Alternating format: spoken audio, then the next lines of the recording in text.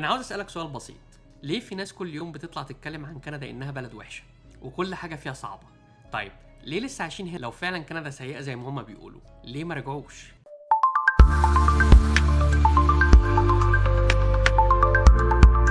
النهارده هنتكلم بصراحه عن النوعيه دي من الناس اللي كل يوم بيشتكوا من كندا وبس،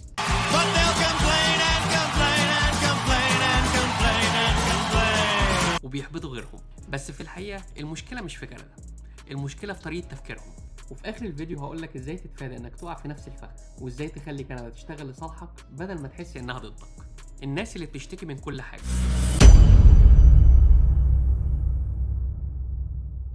اكيد شفت النوع ده من الناس. كل ما تفتح الفيسبوك او التيك توك تلاقي بوست بيقولك العيشه هنا نار، الشتاء هنا قاتل، تلج، محدش يقدر يعمل حاجه بره في الشارع، الضرايب مجنونه، الشغل مفيش.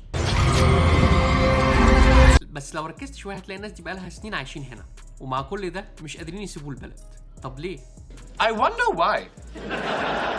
لان الحقيقه كندا مش سيئه، هم اللي جم بعقليات بلدهم القديمه، فاكرين ان النجاح هنا بيجي بالحظ او بالواسطه او من غير ما يتطوروا. الناس دي بتتعامل مع كندا كانها نظام لازم يخدمهم، لكن الحقيقه كندا نظام لازم تفهمه علشان يخدمك.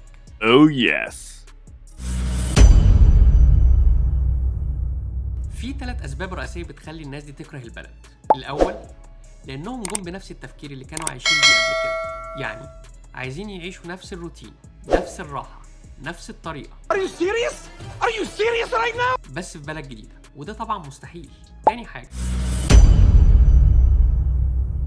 كل حاجة يقول لك عندنا في بلدنا ده كان أرخص، عندنا في بلدنا الجو كان أحسن، في بلدي الناس بتساعد أكتر. طيب أنت جيت ليه؟ وتالت حاجة، لأنهم شايفين الحاجات الغلط بس. حتى لما تحصل حاجة حلوة تلاقيهم يقولك بس مش دايما. يعني دايما عايشين بمنظور سلبي، وطبيعي جدا أي حد شايف الدنيا كده عمره ما هيتبسط أو يتقدم. الناس اللي نجحت شافت كندا بشكل مختلف، بس على الناحية التانية في ناس عايشة هنا مبسوطة وبتنجح يوم بعد يوم. ايه الفرق؟ الفرق مش انهم اغنى ولا اذكى ولا حتى لغتهم اقوى. الفرق في نظرة الناس دي ازاي شافوا كندا كفرصة مش كعقاب. شافوا ان كل تحدي ممكن يفتح باب جديد. لما الدنيا بتبقى برد بيستمتعوا بالانشطة الشتوية،